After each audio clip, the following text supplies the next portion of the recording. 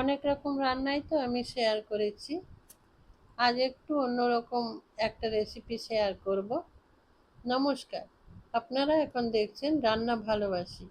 রান্না ভালোবাসির আরও একটা নতুন রেসিপিতে সবাইকে স্বাগত। আজ আমার রেসিপিতে থাকছে মুগ ডাল দিয়ে সবজি, কিন্তু সেটা একটু অন্যরকম, অন্য ফ্লেভার, স্বাদও একটু অন্যরকম। মুগ ডাল ভালো করে ধুয়ে 1 ঘন্টা ভিজিয়ে নিয়েছি। তারপর ওটা একটা মিক্সার গ্রাইন্ডারে নিয়ে নেব।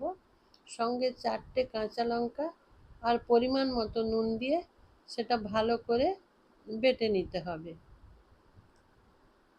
আগের ভিডিওতে আমার মেয়ে ভয়েস দিয়েছিল, আমি অসুস্থ থাকার কারণে এখনও সম্পূর্ণ সুস্থ হতে পারিনি, তবুও আমি নিজেই চেষ্টা করছি।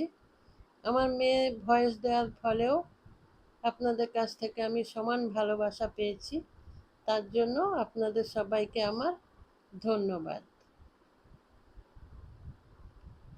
ডাল ভালো করে বেটে নিয়েছি, এখন ওটা ভালো করে ফেটিয়ে নিতে হবে।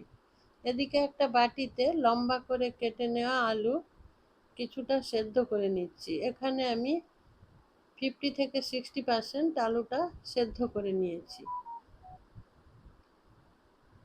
এখন উনুনে কড়াই বসিয়ে দেব। তারপর কড়াইয়ের মধ্যে সাদা তেল দিয়ে দেব। এই রান্না সাদা তেলেই করে নিতে হবে। 1/2 চামচ জিরে দিলাম ফোড়নে, আর 1/2 চামচের থেকেও একটু কম পরিমাণে হিং দিয়ে দিলাম। দিয়ে ওটা একটু নাড়াচাড়া করে নেওয়ার পর 1 চামচ আদা বাটা দিলাম, আর কুচনো কাঁচা লঙ্কা দিয়ে দেব কিছুটা। এটা ঝাল যেমন পছন্দ করেন সেই বুঝে কাঁচা লঙ্কাটা দেবেন।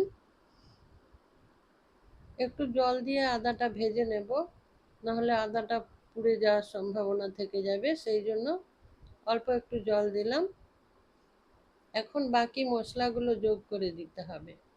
ধনে গুঁড়ো দিলাম 1/2 চামচ, জিরে গুঁড়ো দিলাম 1/2 চামচ, তারপর হলুদ গুঁড়ো দিয়ে দেব, আর লাল লঙ্কার গুঁড়ো দিয়ে দেব। দিয়ে আবারও একটু জল দিয়ে মশলা ভালো করে কষিয়ে নেব। আপনারা যারা আমার ভিডিওটা দেখছেন, প্লিজ একটা লাইক দিয়ে ভিডিওটা কন্টিনিউ করুন। মশলাটা তেল ছেড়ে আসা পর্যন্ত এইভাবে ভালো করে কষিয়ে নিতে হবে। তারপর যখন মশলা ভালো করে কষানো হয়ে যাবে, তখন টমেটো বাটা দিয়ে দেব।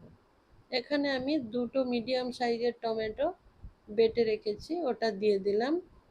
ডাল বাটার মিক্সিতেই টমেটোটা বেটেছি, সেই জন্য একটু সাদা সাদা দেখতে লাগছে। ওটা দিয়ে ভালো করে কষিয়ে নেব। টমেটোর কাঁচা গন্ধ চলে যাওয়া পর্যন্ত কষিয়ে নিতে হবে। তারপর মশলা থেকে ভালো করে তেল ছেড়ে এলে তারপর আমরা সবজি ব্যবহার করব। এখন একটু মিডিয়াম ফ্লেমে মশলাটা একটু সময় নিয়ে কষিয়ে নিতে হবে। প্লিজ আমার চ্যানেলটা সাবস্ক্রাইব করে আমার পাশে থাকবেন। ডান দিকে থাকা বেল আইকনটা প্রেস করে দেবেন, তাতে আমার রান্নার সমস্ত নোটিফিকেশান পেয়ে যাবেন। মশলা কষানো হয়ে গেছে, এখন টক দই দিয়ে দিলাম। 50 গ্রাম টক দই ফেটিয়ে রেখেছিলাম, ওটা দিয়ে দিচ্ছি। দিয়ে দই দেওয়ার পর আবারও খুব ভালো করে এটা কষিয়ে নিতে হবে। এই রেসিপিতে অবশ্যই দই আর হিং ব্যবহার করবেন, নাহলে ঠিকঠাক ফ্লেভার আসবে না। এর মধ্যে কোনো একটা স্কিপ করা যাবে না। এখানে গ্যাসের ফ্লেম লোতে রেখে খুব ভালো করে মশলাটা কষিয়ে নিয়েছি। তারপর ওই যে সেদ্ধ করে রাখা আলু ওটা দিয়ে দেব, আর একটু বড় বড় করে কেটে রাখা ঝিঙে সেটা দিয়ে দিলাম। সবজির মধ্যে এখানে আমি আলু আর ঝিঙে ব্যবহার করেছি। ঝিঙে খুব নরম সবজি, তাড়াতাড়ি সেদ্ধ হয়ে যায়, সেই জন্য ওটা সেদ্ধ করে রাখার প্রয়োজন নেই। আলুটা সেদ্ধ করে রেখেছি। এখন পরিমাণ মতো নুন দিয়ে দিয়েছি, এরপর জল দিয়ে দিলাম। মিক্সির বাটি ধুয়ে কিছুটা জল দিয়েছি, আবারও জল দিলাম। এই রেসিপিতে জলের পরিমাণটা একটু বেশি দিতে হবে। এখানে আমি মুগ ডাল বাটা ব্যবহার করব, সেই জন্য ঝোল ঘন হয়ে যাবে, তার জন্য জলটা একটু বেশি পরিমাণেই দিতে হবে। জল দিলাম, জল দিয়ে এখন ঝোল ফুটে ওঠা পর্যন্ত অপেক্ষা করব। যে ঝোল খুব সুন্দরভাবে ফুটে গেছে আর ঝিঙে প্রায় সেদ্ধ হয়ে গেছে। এখন ওই ডাল বাটা থেকে ছোট ছোট আকারে বড়ির মতো বা বড়ার মতো আকারে ছোট ছোট করে এই ঝোলের মধ্যে দিয়ে দেব। সরাসরি দিয়ে দেব, এটা তেলে ভেজে দেওয়ার প্রয়োজন নেই। এটা একটা খুব হেলদি রেসিপি, মুগ ডালের সবজি। এটা অয়েল ফ্রি বলতে পারেন, খুব হেলদি রেসিপি একটা। এই যে দেখুন, মুগ ডালের বড়াগুলো সেদ্ধ হয়েছে আর এদিকে ঝোল কত সুন্দর ঘন হয়ে গেছে। এখন বেশ কিছুটা ধনে পাতা দিয়ে দেব আর কিছুটা কসুরি মেথি, সেটা হাতের তালুতে রেখে একটু ঘষে নিয়ে ওই কসুরি মেথি দিয়ে দেব। ধনে পাতা কসুরি মেথি দেওয়ার পর ওটা মিশিয়ে নিয়ে আরও 5 মিনিট রান্না করে নেব।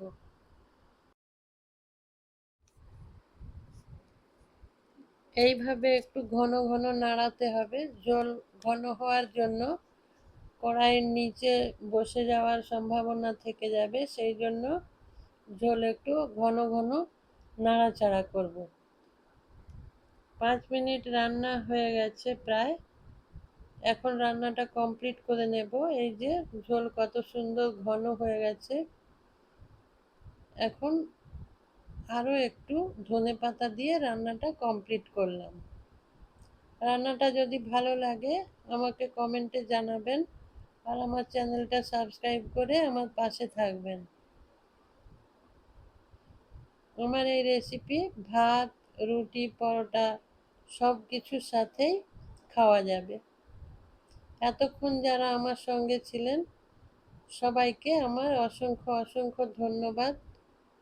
ভালো থাকবেন সবাই, সুস্থ থাকবেন। নমস্কার।